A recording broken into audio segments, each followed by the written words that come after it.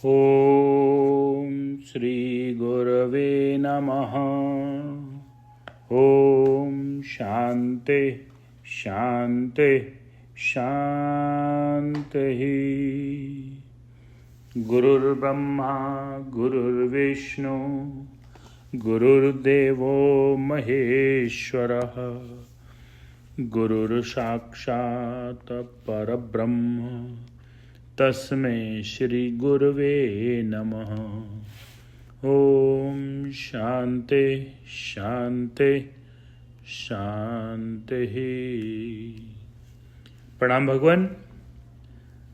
संत ज्ञानेश्वर जी महाराज की श्री ज्ञानेश्वरी जो गीता का भाष्य है, इसमें हमने पहले 2 एपिसोड में संत ज्ञानेश्वर जी की बहुत सुंदर भूमिका गीता की सुनी। आज गीता के पहले मंत्र से उनका भाष्य ले रहे हैं भगवान। धृतराष्ट्र उवाच।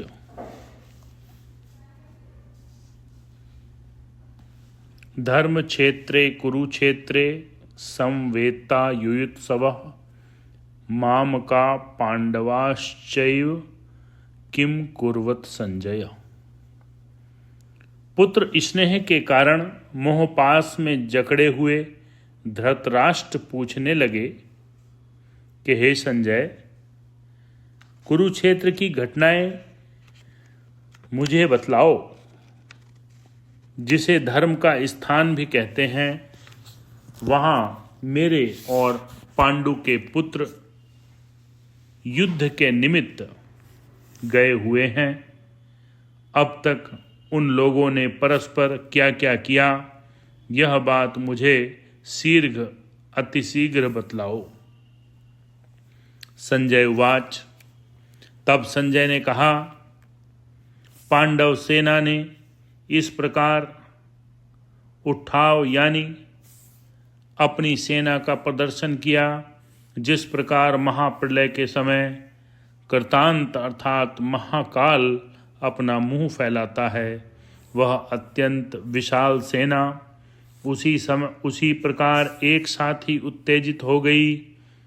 उसे कौन रोक सकता था। जिस प्रकार कालकूट नामक विष क्षुब्ध होकर सर्वत्र फैल जाता है, फिर भला उसे कौन समन कर सकता था। अथवा अनेक पंक्तियों के व्यूह रचना से युक्त वह दुर्धर्ष सेना उस समय उसी प्रकार भयानक जान पड़ती थी, जिस प्रकार महाप्रलय काल की वायु से पुष्ट बड़वा अग्नि उग्र होकर समुद्र के जल का शोषण करते हुए आकाश तक को छू लेता है।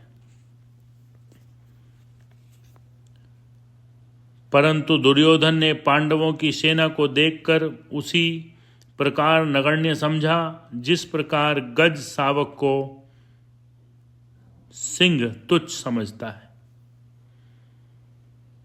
इसके बाद दुर्योधन आचार्य द्रोण के पास पहुंचकर कहने लगा, आपने देखा कि पांडवों की सेना कैसे आवेश में आई हुई है।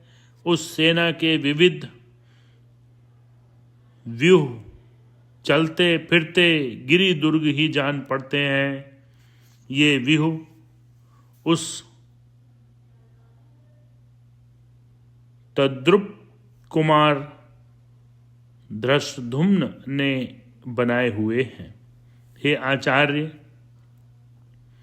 जिसे आपने अपनी विद्या का आश्रय स्थान अर्थात शक्ति संपन्न बनाया है, देखिए उस द्रुपद पुत्र ने पांडवों की सेना रूपी समुद्र का कैसा विस्तार किया है। चौथे मंत्र के व्याख्या में इस सेना में और भी ऐसे असाधारण वीर हैं जो शस्त्र एवं अस्त्रों की विधा में प्रवीण तथा छात्र धर्म में निपुण हैं। अब मैं उनका प्रसंगानुसार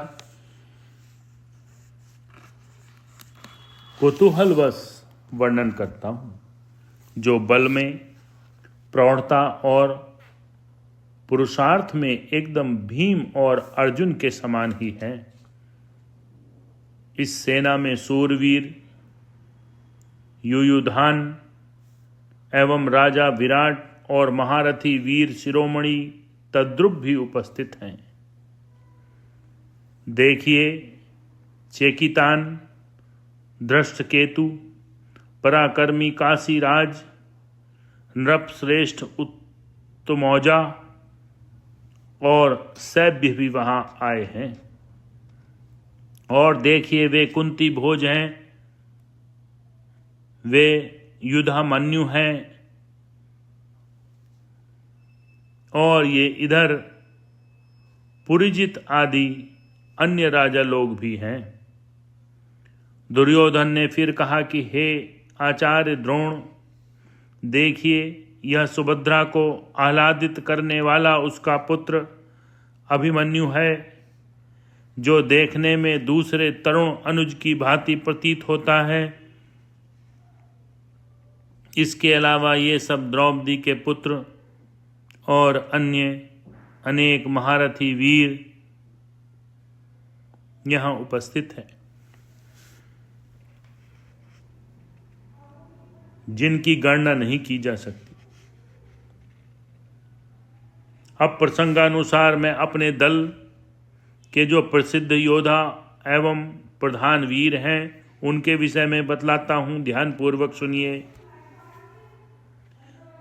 आप जैसे जो प्रमुख वीर हैं, उनमें ही आपकी जानकारी के लिए एक दो नाम बतलाता हूं। ये गंगा नंदन भीष्म है, जो प्रताप में सूर्य के समान तेजस्वी हैं। ये वीरवर कर्ण हैं, जो शत्रु रूपी हाथी का विनाश करने के लिए साक्षात सिंह हैं।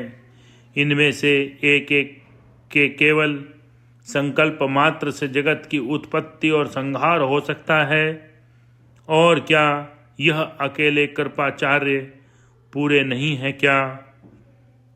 यहाँ वीर विकर्ण है, और देखिए उधर अश्वत्थामा है, जिनसे महाकाल भी डरता है। संग्राम विजयी सोमदत्त का पुत्र सोमदत्ती, भूरी श्रवा इत्यादि और भी अनेक ऐसे वीर हैं, जिनके बल का अनुमान स्वयं विधाता भी नहीं लगा सकते। जो शास्त्र विद्या में पारंगत हैं, जो अस्त्रों और मंत्र विद्या के मूर्तिमान वर्तमान अवतार हैं, अस्त्र विद्या के कारण जगत में प्रसिद्ध हैं। ये लोग संसार में अद्वितीय हैं, इनमें अद्भुत शौर्य है। इतना होते हुए भी ये सब वीर जाने की आशा छोड़कर मेरी तरफ आकर मिले हैं। इस प्रकार इन उत्कृष्ट योद्धाओं को मैं ही सर्वस्व हूँ ऐसा लगता है। हमारे कार्य के सामने इन लोगों को अपना जीवन तुच्छ लगता है। ऐसे ये निस्सीम और उत्तम स्वामी भक्त हैं। जिस प्रकार पवित्रता का हृदय अपने पति के सिवाय किसी अन्य का स्पर्श नहीं करता, ये लोग युद्ध कला में पारंगत हैं, युद्ध कौशल से कीर्ति को जीतने वाले हैं। अधिक क्या बतावें, क्षत्रियों के बाने का उद्गम इन्हीं लोगों से हुआ है। ऐसे परम प्रतापी सूरवीर हमारे दल में हैं।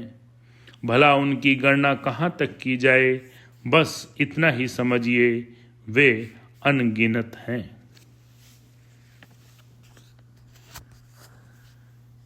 क्षत्रियों में शिरोमणि और जगत में जो प्रतापी भीष्म हैं, उन्हें हमारी सेना का सेनापति होने का गौरव प्राप्त है। इन्हीं भीष्म पितामह भीष्म के बल का आश्रय पाकर यह सेना एक दुर्ग की भांति प्रतीत होती है। इनकी तुलना में त्रिलोकी भी अत्यल्प जान पड़ती है। एक तो समुद्र वैसे ही अलंघ्य है, फिर जैसे उसमें बड़वानल अग्नि का सहयोग प्राप्त हो जाए, अथवा जिस प्रकार प्रलय काल की अग्नि एवं तीव्र वायु का मिलन हो जाए, उसी प्रकार की दशा इन गंगानंदन भीष्म के सेनापति बनने से हो गई है। तो फिर ऐसी सेना का सामना भला कौन कर सकता है? फिर पांडवों की सेना हमारी सेना के सामने अत्यल्प ही है, पर फिर भी यह मुझे बहुत विशाल जान पड़ती है। और इस सेना का सेनापति भी महाबली भीमसेन है। बस इतना कहकर दुर्योधन चुप हो गया। इसके बाद दुर्योधन ने फिर अपने सब सैनिकों से कहा कि अब तुम लोग अपनी अपनी सेना को तैयार रखो।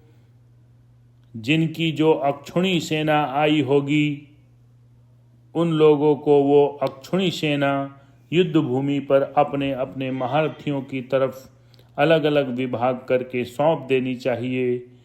उन महारथियों को उन अक्षुणी सेना को अपनी आज्ञा में रखना चाहिए और भीष्म की आज्ञा का पालन करना चाहिए। तदनंतर दुर्योधन द्रोणाचार्य से बोला कि आप सबका संचालन करें। इन अकेले भीष्म पितामह की रक्षा करें और इनको मेरे जैसा मानना चाहिए। इनके कारण ही हम लोग की सेना सक्षम है। हमारी सेना का सब भार इन्हीं पर है। इस तरह से 11 मंत्र तो की व्याख्या पूरी होती है। कल 12वें मंत्र से लेंगे। ओम शांति शांति शांति। प्रणाम।